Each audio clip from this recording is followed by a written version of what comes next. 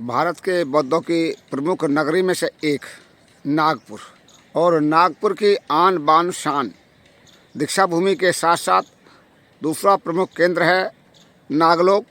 वो नागलोक जो नागों की भूमि है, नागों की राजधानी है नागपुर, उसी के नाम पर एक शिक्षण केंद्र त्रितन बौद्ध महासंघ द्वारा स्थापित एक शिक्षण केंद्र है, जहाँ पर युवक और युवतियों को शिक्षा दी जाती है, नैतिकता की, आचरण की, ध्यान की। तो यहाँ पर स्थित है पूज्य बोधिसत्व बाबा साहेब डॉक्टर अम्बेडकर जी की विशाल चलित प्रतिमा। मुलाकात कराते हैं आपकी धम्मचारिणी प्रज्ञा कीर्ति। बताइए, आप यहाँ नागपुर आई हैं, आपको कैसा लग रहा है? आपके JCB चैनल को बहुत बहुत धन्यवाद, साधुवाद कि आप यहाँ आए, आप भी आए हैं। तो मुझे जो अंदर की फीलिंग है वो मैं शब्दों में बयान नहीं कर सकती, क्योंकि बाबा साहब ने हमें ये ज़िंदगी दी है। बाबा साहब ने आज बोलने का अधिकार दिया है, और बाबा साहब ने ये हमें अधिकार दिया कि हम एक दूसरे प्रांत में जा कर के बोल सकते हैं, मतलब व्यापार कर सकते हैं, कुछ भी मतलब ऐसा पॉजिटिव कार्य हम कर सकते हैं जो मानव कल्याण के लिए हितकारी है।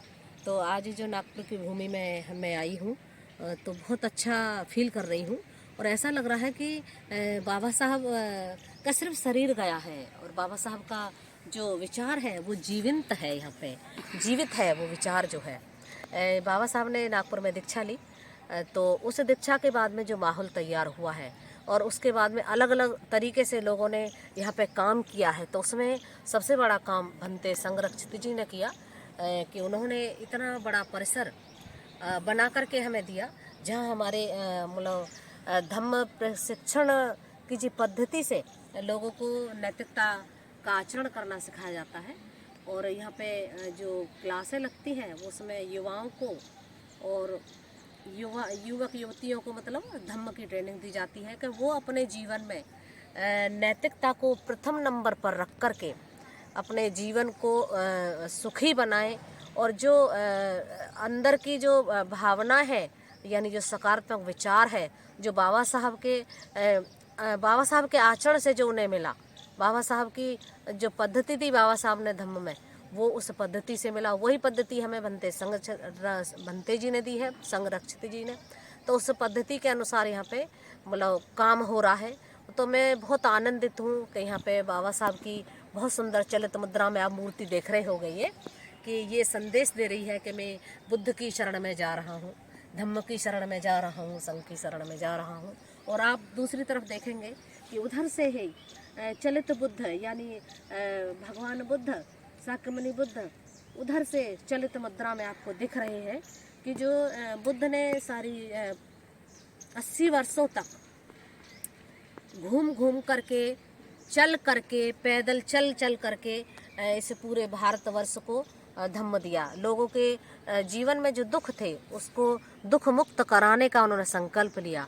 और कैसे हम अपने जीवन को दुख मुक्त कर सकते हैं, तो वो जो बुद्ध हैं उन्होंने वो मार्ग हमें दिया। तो जो अगर वो वहीं बुद्धत्व प्राप्ति करके वहीं बैठे रहते, तो शायद ये जो पूरे दुनिया को देश विदेशों में जो धम्म फैला है, जो विचारधारा फैली है, शायद वो नहीं फैलती। तो जो आप मुद्रा देख रहे हो बुद्ध की चलित मुद्रा है, ये जो चलित मुद्रा में जीवित जो देख रहे हो कि बिल्कुल बुद्ध चल करके आ रहे हैं, तो मानो ऐसा प्रतीत हो रहा है कि बुद्ध अभी भी घूम घूम करके, चल करके धम्म का प्रचार प्रसार कर रहे, ऐसा फीलिंग हमें आती है, ऐसा विचार हमारे मन में उत्पन्न होता है बुद्ध की मूर्ति को देख करके। तो बहुत ही मैं आनंदित हूँ, बहुत ही अच्छा महसूस कर रही हूँ कि आज मैं नागपुर की भूमि पर हूँ, बाबा साहब की इस पवित्र भूमि पर हूँ, और नागलोक परिसर में हूँ।